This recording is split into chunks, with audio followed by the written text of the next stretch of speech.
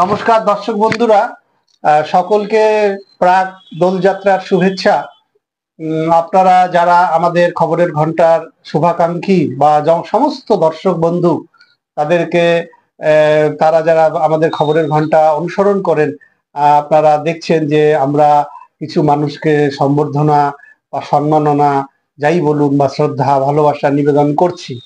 তো আজকে ঠিক হোলির আগে আমরা এরকম একজনকে পেয়ে গেছি শিলিগুড়ি কলেজ পাড়ায় আমাদের সামনে উপস্থিত। এখানে শ্রীমতী সোমা সেনগুপ্ত। শ্রীমতী সোমা সেনগুপ্ত, আপনারা যারা খবরের ঘন্টা দেখেন তারা ইতিমধ্যে সোমা সেনগুপ্ত নামটির সঙ্গে পরিচিত। যারা খবরের ঘন্টার শুভাকাঙ্ক্ষী, খবরের ঘন্টা দেখেন, ফলো করেন, খবরের ঘন্টার খবরগুলো দেখেছেন, এই সমাধি সমাধি আমাদের সামনে। উনি আমাদের খবর পড়েন, নিয়মিত খবর পড়েন, খবরের ঘন্টার একজন শুভাকাঙ্ক্ষী, আমাদেরকে উৎসাহ দেন।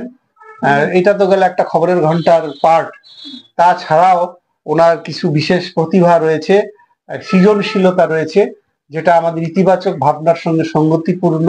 আমরা তাদেরকে উৎসাহ দিই। উনি একজন আবৃত্তি শিল্পী, যাকে আমরা বলি বাচিক শিল্পী। এই যে বিভিন্ন জায়গায় ওনার পুরস্কার, বাচিক শিল্পের আবৃত্তি করার জন্য, কবিতা পাঠ করবার জন্য ওনার অনেক পুরস্কার রয়েছে। সম্প্রতি যে ওয়ার্ড উৎসব হয়ে গেল শিলিগুড়িতে, যে এই জানুয়ারি মাসে যে ওয়ার্ড উৎসব হলো, তো সেখানে 17 নম্বর ওয়ার্ড, সেখানে আবৃত্তি প্রতিযোগিতায় উনি দ্বিতীয় স্থান অধিকার করেছেন। এইভাবে বিভিন্ন জায়গায় জায়গায় ওনার পুরস্কার কিন্তু রয়েছে। স্বামী সংসার সামলে, ছেলে মেয়ে সামলে, তারপরেও ওনার সংবাদ পাঠের নেশা। ওনাকে আজকে থেকে পরিচয় নেই, উনি আমার পুরনো সহকর্মী। আজকে থেকে বহুদিন আগে, সেই আমরা যদি বলি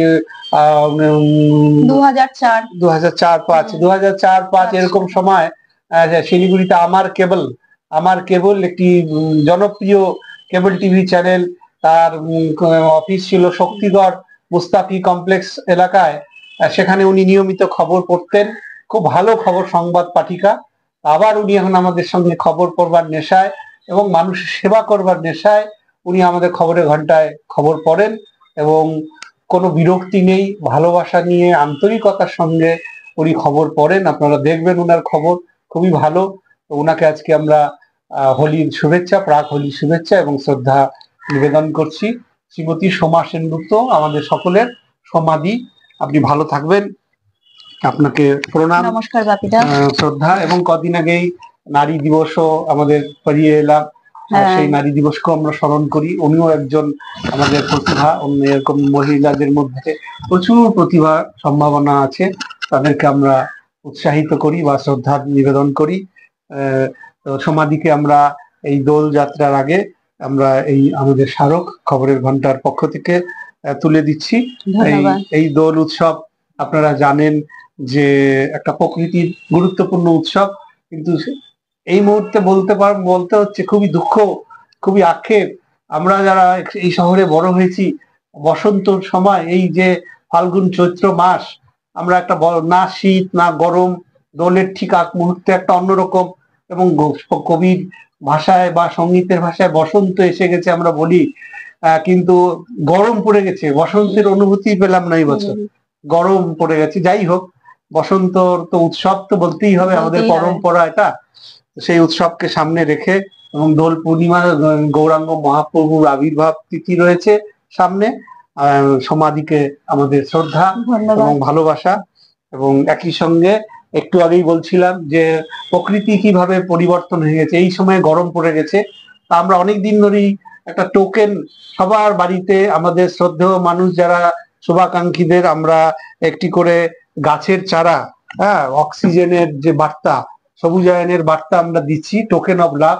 তো সমাধির হাতেও দিচ্ছি যে অক্সিজেন ছড়া, গাছের কোনো বিকল্প নেই। সবুজ আমাদের ভালোবাসা দেয়, এবং গাছ যাতে না কাটি আমরা কেউ, সেই ব্যাপারে আমরা সচেতন যাতে হই, সেই বার্তাই, এটাই আমাদের মূল উদ্দেশ্য। এবং সোমা সেনগুপ্ত, সমাধি আমাদের, তিনি একজন লেখিকাও, আমি আমার কাছে যতদূর জানি, বা লিখতেও পারেন।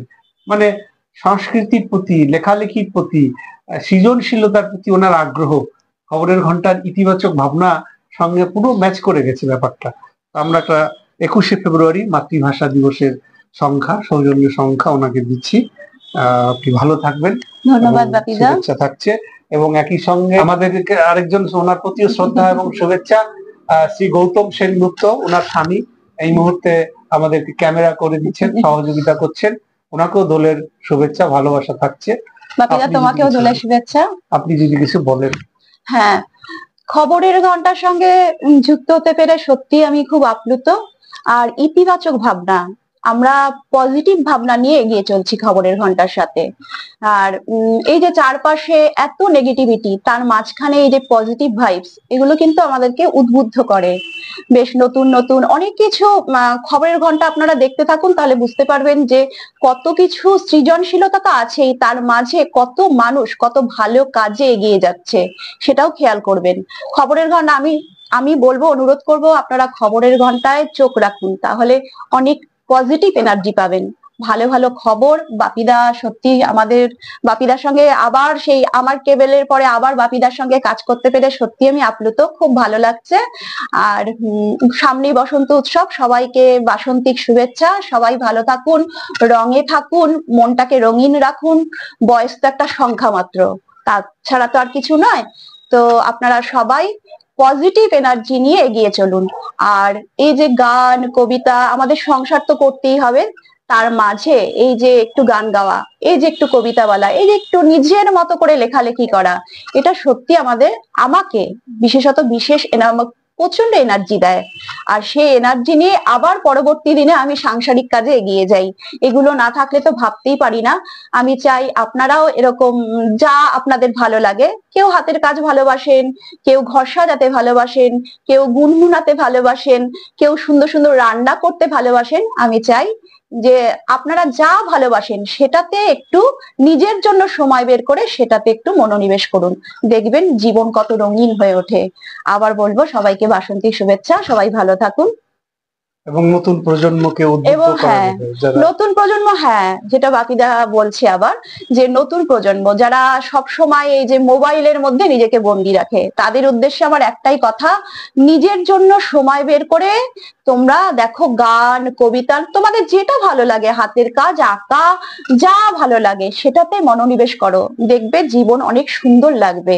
আর সারাদিন মোবাইলের মধ্যে নিজেকে বন্দি না রেখে চারপাশের যে জিনিসগুলো সেগুলো নিজের চোখে বন্দি করো, নিজের মনে বন্দি করো, দেখবে নিজেকে অনেক ভালো লাগবে। আর খেলাধুলো, যে যেটা ভালোবাসো সেটার মধ্যে নিজেকে আবদ্ধ করো, দেখবে অনেকটাই জীবন ভালো লাগবে। না হলে এই মোবাইল কিন্তু একঘেয়েমি এনে দেবে। তাই বলবো যে তোমরাও সৃজনশীলতায় আসো, নিজেদের যেটা ভালো লাগে সেই সৃজনে মত্ত থাকো, দেখবে ভালো লাগবে। আবার সবাইকে বাসন্তিক শুভেচ্ছা জানিয়ে আজকের মতো ধন্যবাদ, প্রণাম।